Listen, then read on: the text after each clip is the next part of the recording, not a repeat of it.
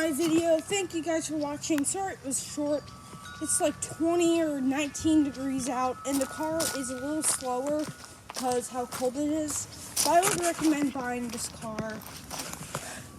Hurricane did really well in this test. Thank you for watching, subscribing, bye.